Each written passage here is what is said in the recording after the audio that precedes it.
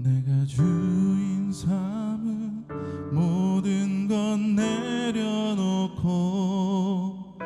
내 주 대신 주 앞에 나가 내가 사랑했던 모든 건 내려놓고 주님만 사랑해. 내가 주인 삼은 모든 건 내려놓고 내 주 대신 주 앞에 나가 내가 사랑했던 모든 건 내려놓고 주님만 사랑해. 주 사랑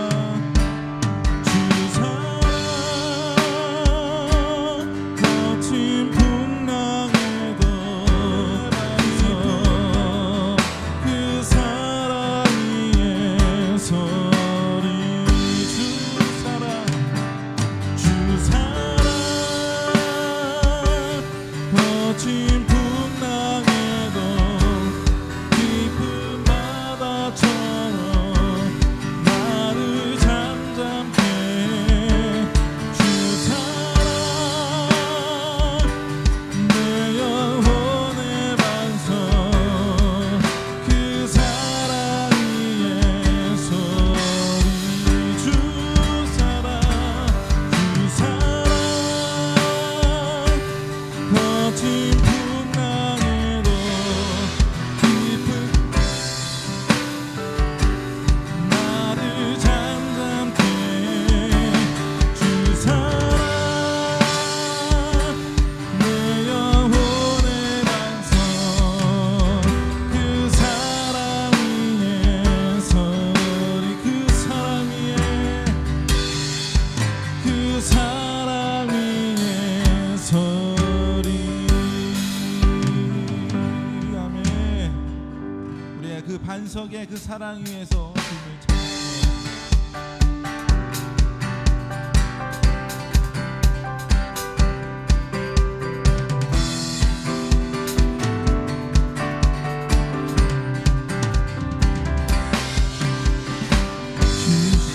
신실하신 놀라와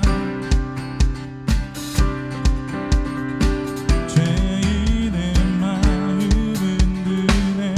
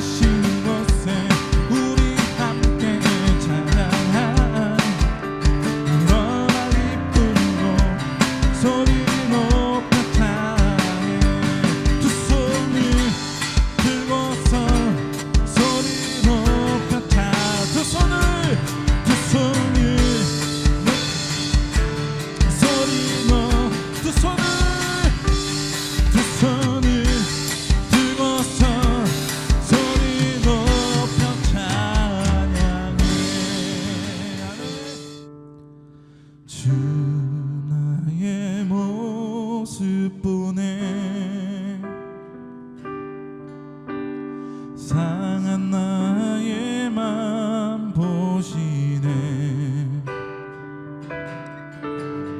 주 나의 눈물 안에 홀로 울던 맘 아시네. 주 나의 모습 보네. 주 나의 모습 보네. 상한 나의 맘 보시네. 주 나의 눈물 안에 홀로 울던 맘 아시네. 세상 소망 다 사라져가도 주의 사랑이 주의 힘을 나는 믿네. 세상 소망 다 사라져가도 주의 사랑이 끝이 없으니 살아가는 이 모든 순간이 주의 힘을 나는 믿네. 세상 소망 나 사라져가도 주의 사랑이 끝이 없으니 살아가는 이 모든 순간이 주의 힘을 나는 믿. 다시 한번 고백합시다. 세상 소망 나 사라져가도 그의 사랑이 끝이 없으니 살아가는 이 모든 순간이 주의 힘을 나는 믿네. 아멘. 이 시간 우리 함께 기도하실 때 로마서 6장 12절에서 14절까지의 말씀을 제가 봉독해 드립니다. 그러므로 너희는 죄가 너희 죽을 몸을 지배하지 못하게 하여 몸의 사욕에 순종하지 말고 또한 너희 지체를 불의의 무기로 죄에게 내주지 말고 오직 너희 자신을 죽은 자 가운데서 다시 살아난 자 같이 하나님께 드리며 너희 지체의 의의 무기로 하나님께 드리라. 죄가 너희를 주장하지 못하리니 이는 너희가 법 아래 있지 아니하고 은혜 아래 있음이라. 아멘. 어린아이들이 보통 다투다 보면 이제 형을 데려오니 아빠를 데려오니 뭐 그러지 않습니까? 그러면서 한 아이가 우리 아빠는 힘이 무지 세다라고 하면서 자랑을 합니다. 그러면 다른 아이도 우리 아빠가 힘 더 세다고 막 이렇게 자랑하지 않습니까? 그런데 한 아이가 아무 말도 안 하고 가만히 있다가 마지막에 한마디 합니다. 우리 아빠는 너네 아빠 사장이다 라고 한마디 합니다. 아이들이 그 말에 다 잠잠해졌다라는 우픈 그런 이야기가 있습니다.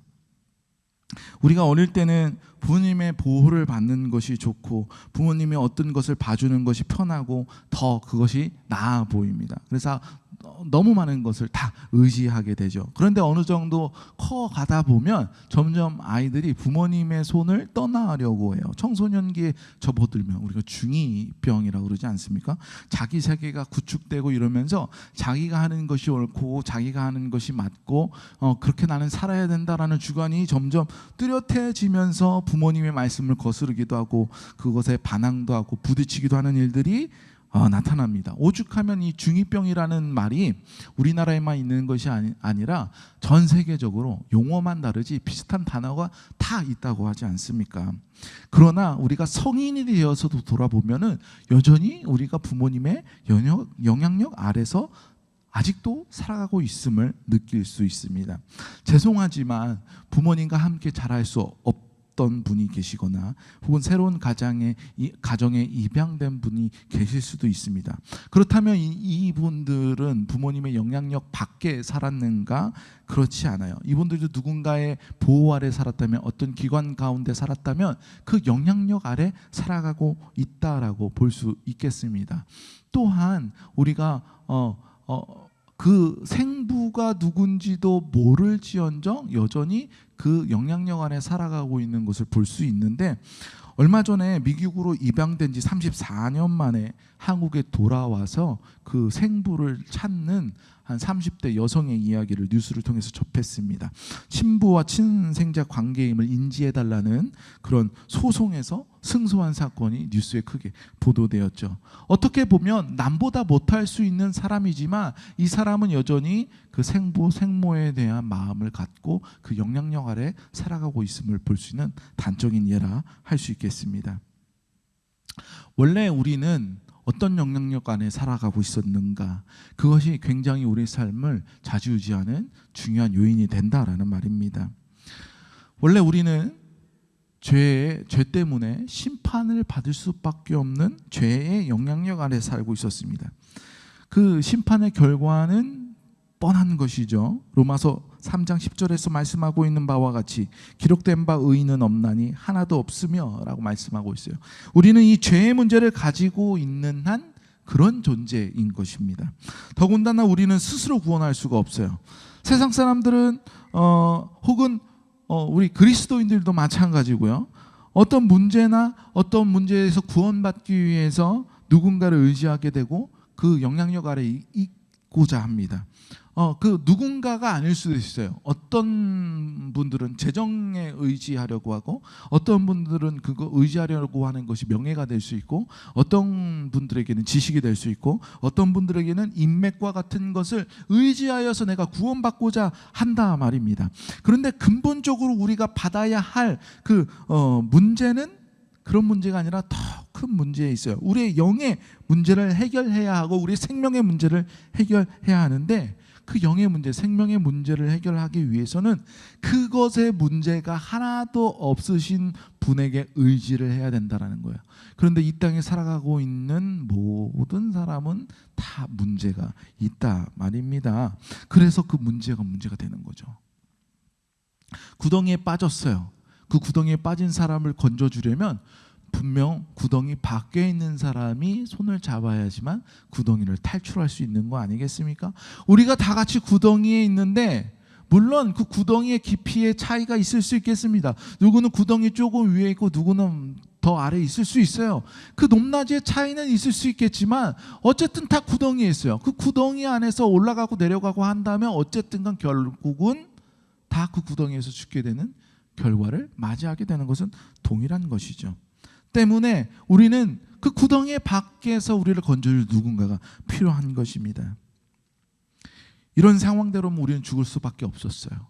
그런데 하나님께서는 우리를 위해 예수 그리스도를 보내주셨는 줄로 믿으시기 바랍니다. 죄에 관한 문제가 하나도 없으신 분이 그 가운데 오셔서 우리를 구덩이에서 건져주시는 분이 오셨음을 여러분 믿으시기 바랍니다. 제가 밤에 저희 아내가 시온이를 재우고 제가 예원이를 재우는데 침대에 누워서 바로 이렇게 누우면 칵 하고 자는 게 아니에요. 저는 그렇게 잘 수 있는데 애들은 막 안 자고 놀고 싶어 하잖아요. 그 재울 때 저는 예원이랑 수수께끼를 몇 개 이렇게 하면서 잠을 잡니다. 제가 했던 그 수수께끼 중에 하나가 이게 있어요. 아래로는 내려갈 수 있지만 위로는 못 올라가는 것은, 네, 안에서 저희 딸이 대답을 하는데 들었어요?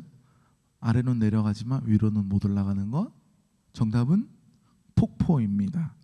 네. 너무 당연하고 뭐 이 싱거운 답이 있어 라고 할 수 있지만 어쨌든 수수께끼에 있더라고요. 여러분, 아이들은 그렇구나 하지만 이걸 과학적으로 보면 뭐가 있어요? 여기에 중력의 법칙이 여기 들어있잖아요. 그래서 모든 지구에 있는 것은 지구의 그 중력의 영향 아래에 있어서 위에서부터 밑으로 끌어당기는 힘의 영향 아래에 있어요. 저같이 무거운 사람은 더 그 중력이 많이 받나 봐요. 예. 어쨌든간 우리가 이 법칙을 깨고 위로 올라가려면 끌어당기는 힘을 깨뜨릴 수 있는 다른 힘이 필요한 거예요. 그래서 프로펠러로 양력을 일으켜서 떠오르든지 로켓 엔진과 같이 추진력을 얻어 반대로 반작용을 일으켜서 올라갈 수 있는 무언가가 있어야지만 중력을 기고 올라갈 수 있는 거 아니겠습니까? 우리의 삶에 죄의 영향력 아래에 있으면 그 영향력으로는 우리를 자꾸 아래로 떨어뜨리고 올라갈 수 없게 한단 말입니다. 우리는 이 영향력을 벗어나야지만 위로 올라갈 수 있는 거 아니겠습니까? 근데 사람들이 중력을 받지 않기 위해서 우주로 올라가는 일이 쉬운 일이 아니잖아요. 네? 요즘에는 뭐 개인 우주선으로 위로 올라간다라는 거 그래서 예약을 받고 있다라고 하는데, 우리가 죄에서 떠나가기 위해서는 이런 것들로 해결받을 문제가 아니에요. 오늘 본문 12절을 보니까 그러므로 너희는 죄가 너희 죽을 몸을 지배하지 못하게 하여 몸의 사욕에 순종하지 말고, 이 죄의 문제를 해결하지 않으면 우리는 그 가운데 엎드려질 수밖에 없다라는 거예요. 이 영향력에서 벗어날 수 없단 말입니다. 계속 이야기하자면 우리는 이 문제를 스스로 해결할 수 있는 능력 자체가 없어요. 아까도 얘기했듯이 어떤 것을 의지해서 물질이나 재물이나 지식이나 명예나 인맥을 통해서 또한 이데올로기 사상을 통해서 이 문제를 해결할 수 없다라는 거예요. 그런데 사람들이 자꾸 이것을 맹신하죠. 왜냐하면 어느 정도까지는 그것을 의지하고 맹신했을 때 해결되는 것처럼 보이기 때문이에요. 그러니까 우리가 자꾸 그것에 유혹당하고 그것을 의지하려고 하는 삶의 모습들이 나타나는 거 아니겠습니까? 세상 사람들이 그리스도인들을 보면서 미련하다고 손가락질하고 자기가 믿는 이것을 믿어라, 이걸 믿어라 라고 하는 이유가 거기 있는 거예요. 어떻게 보면 어느 정도까지는 해결되는 것처럼 보이기 때문이에요. 그런데 마지막에 도달해 보면 여전히 해결되지 못한, 해결할 수 없는 우리의 삶의 문제, 죄의 문제, 영생의 문제가 그 가운데 남아 있다라는 것입니다. 이게 우리의 습관이에요. 자꾸 밑으로 내려가려고 하는, 가까운 것을 의지하려고 하는, 지금 해결되어지는 것처럼 보이는 것에 우리가 마음 쓰려 하는. 그렇기 때문에 이제는 우리가 조금 다른 관점을 가져야 한다라는 거예요. 우리가 이렇게 살지 않기 위해서는 명예, 재력, 지식 이런 걸 다 내려놓기 위해서 직장도 관둬야 하고 만남도 다 포기하고 세상의 지식을 쌓는 공부도 다 포기하고 다 내려놔야 됩니까? 은둔생활하고 말씀만 보고 예배만 드리는 건 삶을 살아야 될까요? 결론부터 말씀드리자면 그렇지는 않아요. 지금 여러분이 맡으신 일을 최선을 다해 주시기 바랍니다. 아니, 지금보다 더욱더 열심히 해 주시기 바랍니다. 물론 여러분이 지금 하고 있는 어떤 일이 잘못되고 불법된 일이라면 당장 그만두셔야 되겠지만, 그런 일이 아니라면 더욱더 여러분 삶에 충실히 하세요. 그럼 무슨 차이가 있는 것인가요? 다만 그 차이는 우리에게는 그 동기, 모티베이션이 중요하단 말입니다. 전에는 내 만족을 위해서, 전에는 내 주머니를 위해서, 내 욕심을 위해서 그렇게 살았다면은 이제는 그 동기가 바꿔줘야 된다라는 거예요. 이것이 분명한 차이가 있어요. 이 차이를 넘지 못하면 우리는 그리스도인의 삶을 살아가는 것이 아니라 그냥 살아가는 것입니다. 이 차이를 느끼지 못하고 예전에 그 삶의 동기를 가지고 그냥 살아가는 사람은 교회에 출석하는 것과 상관이 없이 그냥 살아가는 것이에요. 13절에 또한 너희 지체를 불의의 무기로 죄에게 내어주지 말고 오직 너희 자신을 죽은 자 가운데서 다시 살아난 자 같이 하나님께 드리며 너희 지체를 의의 무기로 하나님께 드리라. 어떤 것과 같이 살아가라고 말하고 있어요? 죽은 자 가운데서 다시 살아난 자 같이. 이게 뭐예요? 예수 그리스도의 부활을 말씀하고 있는 것이에요. 그 부활의 능력을 우리가 구원받은 것 아니겠습니까? 그 부활의 삶, 그리스도가 되는 그 삶을 우리의 삶에서 살아가라라고 말씀하고 있어요. 그 차이가 중요한 거예요. 우리가 어떠한 삶을 살아가는데 먹든지 마시든지 주를 위해서 모든 일이 주의 영광을 위하여 행할 때에 나의 삶을 위해서 살아갔던 삶이 아니라 이제 내가 그리스도를 위한 삶이고 그리스도를 위해 살아가는 내 지체를 위한 삶이 되어갈 때 그 삶의 전체가 바뀐다라는 거예요. 내가 이전보다 똑같이 벌고 이전보다 더 많이 벌고 이전보다 덜 벌든 상관이 없이 내 삶 자체가 뒤어 바뀌는 문제는 예수 그리스도의 중심으로 살아가고 있는가가 중요하다 말입니다. 물론 우리에게 율법이 중요합니다. 왜냐하면 자꾸 우리는 아래로 내려가는 그 습관이 있다라고 하지 않았어요.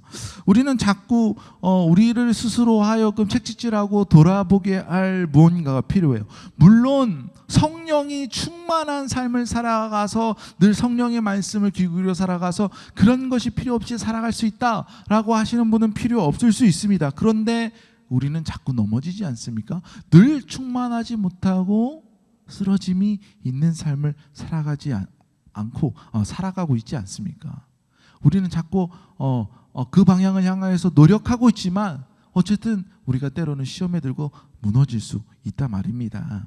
그래서 여기서 넘어지지 않도록 우리의 삶을 책찍질해주고 돌아봐줄 무언가가 필요해서 하나님께 주신 것이 무엇이에요? 그 가이드라인이 되는 것이 그 말씀이다라는 거예요.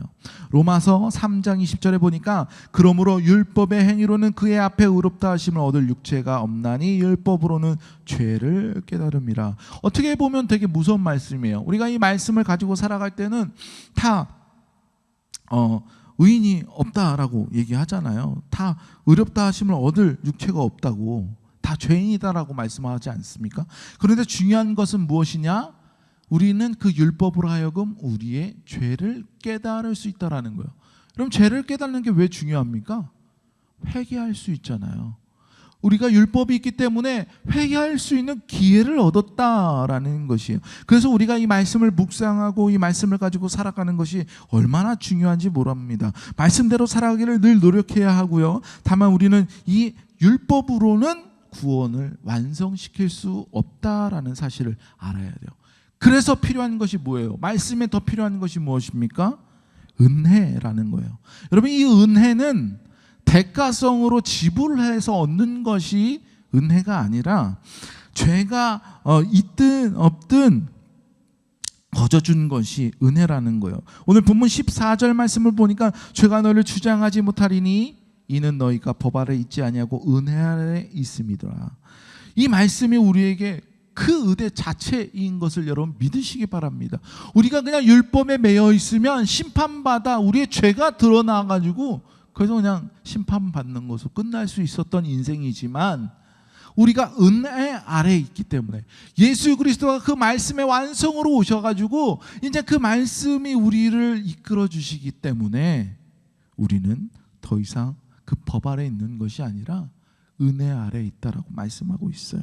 이게 얼마나 다행입니까? 이 은혜는 하나님이 육신을 입고 이 땅에 내려온 은혜이며 우리 삶을 이끌어 주실 원동력이고 우리를 구덩이에서 건져 주실 추진력임을 여러분 믿으시기 바랍니다.